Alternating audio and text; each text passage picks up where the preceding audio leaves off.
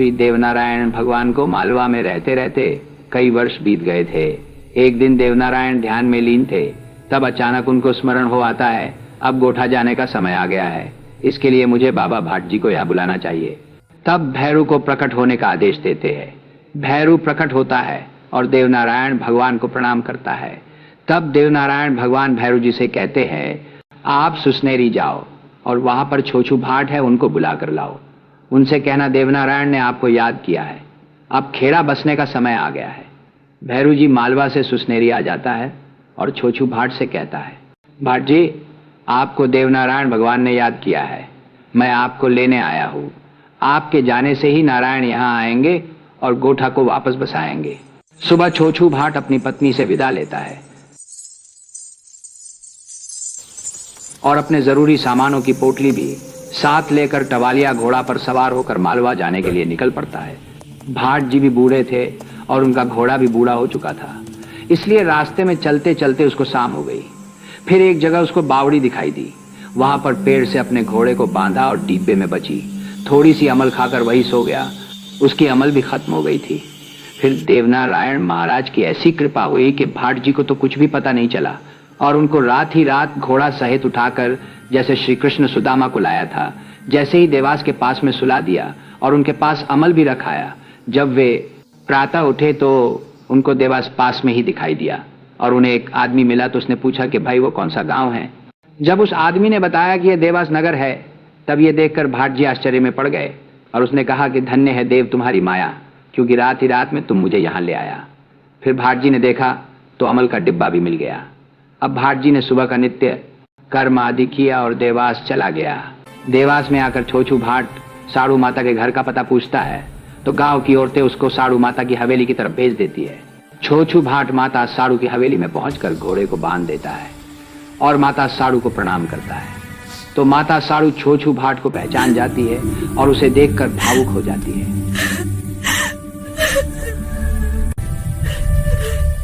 भाट जी उसको धैर्य बधाता है। तब माता साड़ू भाट जी से समाचार पूछती है। आओ बाबा भाट जी, कहो घरा का समाचार। भूणा मेहंदू क्या करते हैं, कहो बात समझार। भूणा मेहंदू मौज करते हैं, भला है घरा का समाचार। हाँ? दोनों भाई घोड़ा दौड़ाते हैं राजघरा में जार। मर गया मार गया वो मतवाड़ा गया जीव को लेर, पीछे रहे जो दुख पारिया बंद गयो काकड़ में बैर।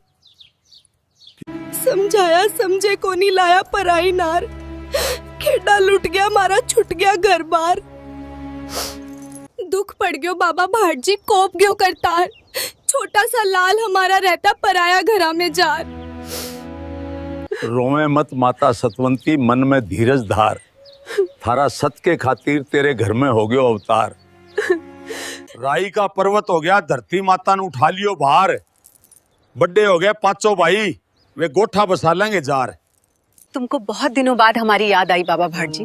कहो बाबा भाट जी, आपका परिवार, भूणा मेहंदू और मेरे जेठ जेठानी कैसे हैं? सभी मौज में हैं। तेजा जी तो बाबा बनकर दुनिया तप रहे हैं। हाँ। मदनो जी व उसकी माता दोनों पाटन में हैं। हाँ। मेहंदू अजमेर व भूणा जी राण में हैं। पर माता देवनारायण तो कहीं दिखाई ही नहीं दे रहे हैं। देवा तो जंगल में गायें छोड़ने गया है, अभी आता ही होगा। आप पानी पियो। नहीं माता, मुझे पहले देवनारायण से मिलना है। किधर गए हैं मुझे बता दो। भाट जी को उतावला देखकर साड़ू माता डर जाती है और सोचती है कि ये देव को गोठा ले जाने के लिए आया है। मैं इसे सिंध बड़ की ओर भेज देती हूँ। और आते समय बड़ के पान भी तोड़ कर लाने को कहती है। भाट जी साड़ू माता से आज्ञा लेकर सिंध बड़ की ओर निकल पड़ता है। सिंध बड़ के पास पहुंचकर छोछू भाट नदी में स्नान करता है।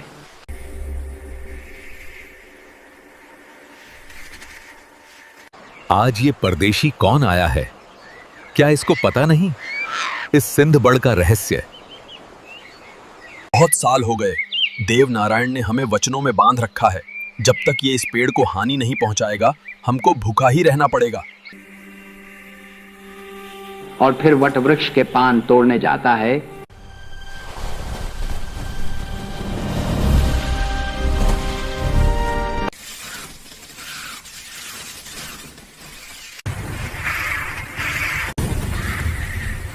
सभी चिल्ले छोचू भाट को छट कर जाती है और वापस पेड़ पर बैठ जाती है। उधर देवनारायण घोड़ा और सामान को देखकर माता साड़ू से पूछता है, माँ, ये घोड़ा और ये सामान किसका है, मुझे बताओ। लाला, तुम्हारे भाटजी आए थे, वो तुमको खोजने सिंधबड़ की ओर गए हैं। ये सुनकर देवनारायण भी सिंधबड़ की ओर निकल पड़ते हैं। क्या यहाँ हमारे भाट बाबा आए थे? जो भी हो, सही सही बताना। आए तो थे नाथ, पर उसको तो हम खा गए।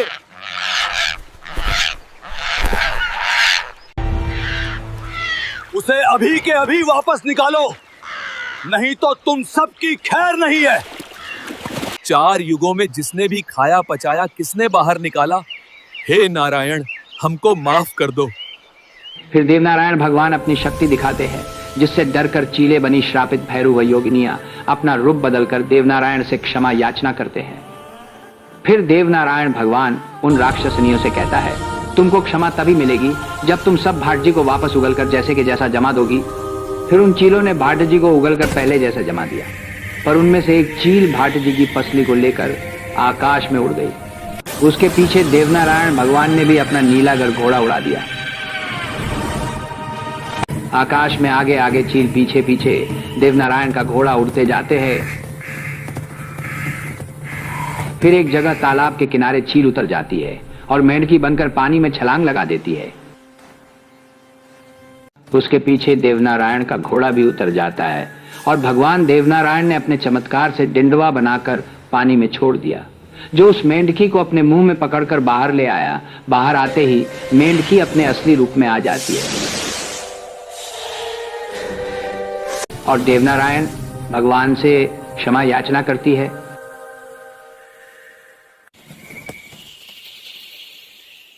हे नाथ, मुझे क्षमा करो, मैं आपके भाट की पसली वापस रखाऊंगी। दया करो भगवान का। पर हे नाथ, इस जगह आपके साथ मेरा भी हमेशा नाम अमर रहे, इतनी दया करो प्रभु। तुम्हारी यहाँ ढिकला माता के नाम से पूजा होगी। कलयुग में तुम लोगों का कष्ट दूर करो, ये मेरा आशीर्वाद है। कहा जाता है कि आज भी उस तालाब में मेंढकी नहीं रहती। फिर भगवान देवनारायण छुरा की डाल तोड़कर उसके 2 पत्तों को तोड़कर एक पत्ता रखकर जमीन में गाड़ देता है।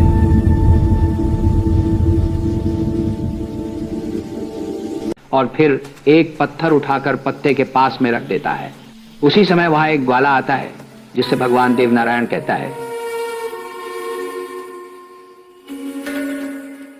इस पत्थर व एक पत्ते की डाली की पूजा करो, तुम्हारा कल्याण होगा।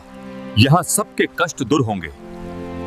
वो स्थान आज एक पत्ता का देवरा के नाम से प्रसिद्ध है, जहां लोगों ने मंदिर बना रखा है। फिर देवनारायण भगवान आकाश मार्ग से सीधे सिंधबड़ा आ जाते हैं और अपना घोड़ा नीचे उतार लेते हैं।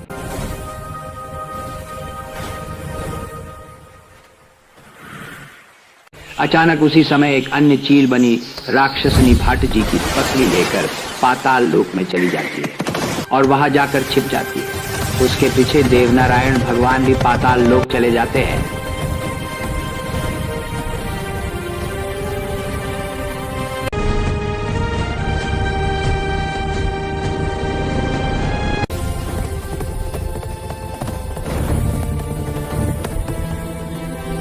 सैनिक, नागराज से जाकर कहो, देव नारायण आया है आपसे मिलने।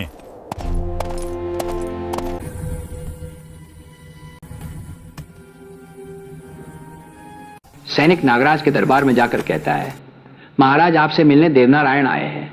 तब नागराज कहता है, उसे जल्दी अंदर लेकर आओ। सैनिक देवनारायण से जाकर कहता है, आप मेरे साथ दरबार में चलो, नागराज आपका इंतजार कर रहे हैं। देवनारायण अंदर चले जाते हैं।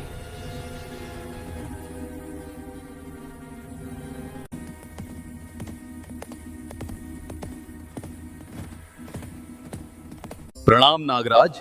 यहाँ एक चील मेरे भाट की पसली को लेकर आ गई थी। कहाँ छुप गई, मुझे बताने की कृपा करे।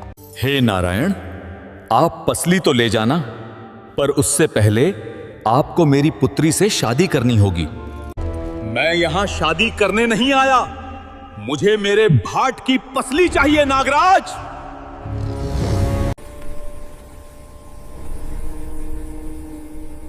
नागराज खड़ा होकर कहता है, क्षमा करे नारायण, आप जब कृष्ण अवतार में मेरे पास काली देह में गेंद लेने आए थे तब आपने मुझे मेरी कन्या से विवाह करने का वचन दिया था। फिर देवनारायण नागराज से कहते हैं, आप अपनी कन्या का टीका नारियल मेरे नन्निहाल देवास भेज देना, मैं अपने नाना मामाओं के साथ बारात सजा कर आऊंगा और आपकी कन्या से विवाह कर लूंगा। ये कहकर देवनारायण वहां से निकल जाते हैं और सिंधबड़ा आ जाते हैं। सिंधबड़ा पहुंचकर देवनारायण भगवान करीर की लकड़ी की पसली बनाता है और भाट को लगा देता है। फिर हाथों में जल लेकर उसको अभिमंत्रित कर भाट पर डाल देते हैं, जिससे भाट जीवित हो जाता है। देवनारायण भगवान उसे पकड़कर उठाता है। फिर छोछू भाट देवनारायण भगवान को प्रणाम करता है और कहता है, आप कब आए देवनारायण? हाँ, लगता है बुढ़ापे के कारण मैं कुछ अधिक ही सो गया था। कुछ याद आया बाबा भाट जी?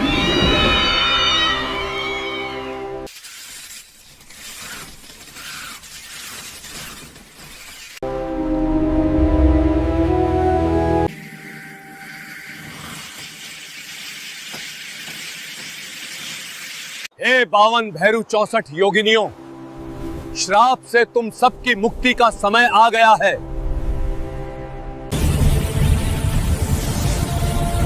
भगवान देवनारायण उन 52 भैरू 64 योगिनियों को अपने पैर के अंगूठे में समा लेता है और श्राप से मुक्त कर देता है। अब देवास चलो बाबा भाट जी, माता इंतजार कर रही होगी।